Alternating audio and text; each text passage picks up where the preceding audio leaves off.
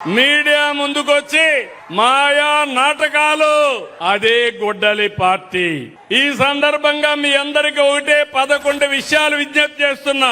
వివేక హత్య ఎవరు హత్య చేశారు తెలుసా లేదా? మీకు తెలుసంటే చేలిపైకెత్తండి.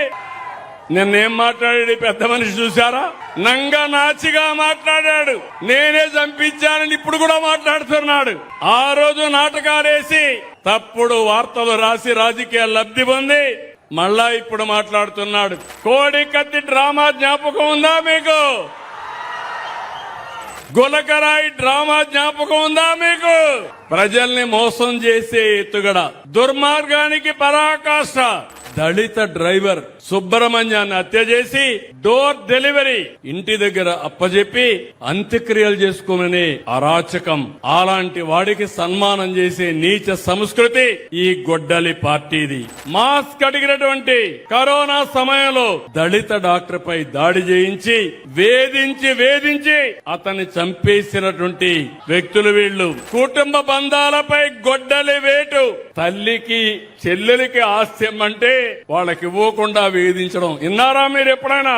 తల్లికి తిండి పెట్టని వాడు పెన్నమ్మకి బంగారు గాజులు తొడిగిస్తారా అంట. అట్లంది ఈయన వ్యవహారం. ముందు మీ ఇంట్లో కథమన్నా ఏమమ్మా కరెక్ట్ అవునా కదా?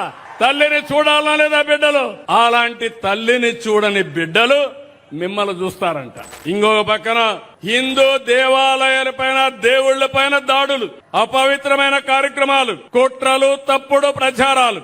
అంటే మత విద్వేషాలు రెచ్చగొట్టడానికి, లేనిపోని సమస్యలు సృష్టించడానికి. పోలవరం, అమరావతి, పెట్టుబడులు, అభివృద్ధి పైన గొడ్డలి పార్టీ వేటు.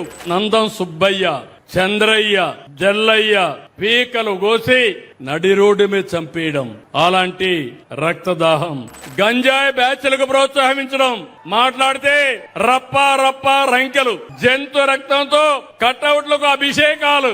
ఇక్కడుండేది సిబిఎన్. నా దగ్గర తోక తిప్పితే ప్రజాహితం కోసం తోక కట్ చేస్తాను తప్ప ఎవరిని అలో చేయను. కారు కింద సొంత కార్యకర్త సింగయ్యను దొక్కించారు. కడపలో అవినీతి ఆస్తుల పంపకాల కోసం పెద్ద దస్తగిరిని చంపేశారు. కులాలు, మతాలు, ప్రాంతాల మధ్య చిత్తు పెట్టి రోజుకొక నాటకం. పాస్టర్లతో దాడి డ్రామాలు.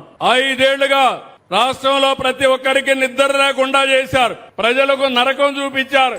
ప్రజాస్వామ్యంలో గొడ్డలి పార్టీకి చోటు లేదు. సమాజానికి గొడ్డలి పార్టీ హానికరం. గొడ్డలి పార్టీ నెవర్ అగైన్.